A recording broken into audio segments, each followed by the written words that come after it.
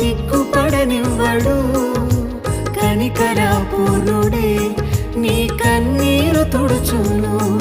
సియోను దేవుడే నేను సిగ్గుపడనివ్వడు.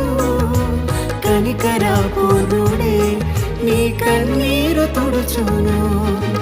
అసమానుడైన వాడు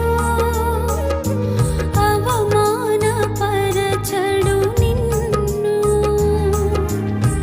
ఓటమి ఎరుగని మన దేవుడు